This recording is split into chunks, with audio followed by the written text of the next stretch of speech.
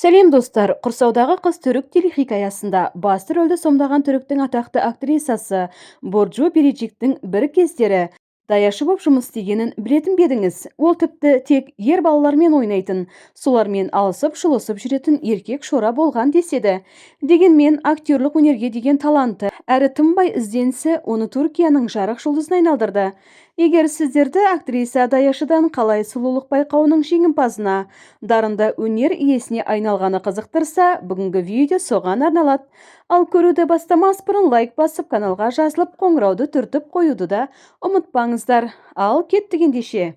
Айтпақшы, Борджу Бережик қазақстандық көрермендерге бұған дейін ғашықтық дерті телехикаясындағы Хулия рөлімен жақсы таныс. Актриса 1989 жылдың мамыр айының 4-ші жұлдызында Түркияның оңтүстік шығысындағы Анталия провинциясында орналасқан Элмалы қаласында дүниеге келген. Бала кезінде ата-анасы ажырасып кетеді. Борджу нағашыларының тәрбиесінде болады, ал әкесі сол күйі төбе көрсеткен емес.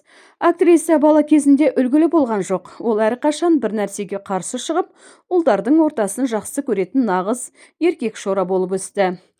Болашақ актриса еңбекке ерте араласты. Алғашында жергілікті дәмханада даяшы боп жұмыс істеді. Содан кейін жазғы демалыста агенттіктердің біріне ассистент болып жұмысқа орналасады.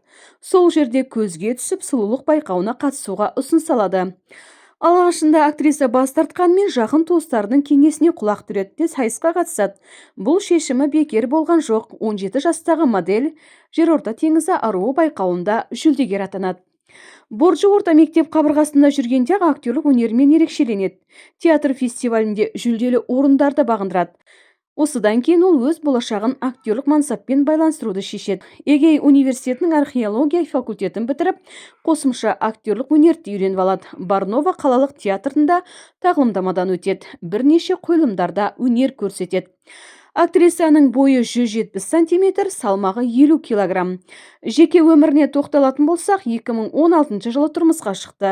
Өзін саяхат фотографы деп атайтын жарнама маманы Эмре Еткемен бас қосқан. Борджу Бережиктің жар таңдауда өте жолы болды.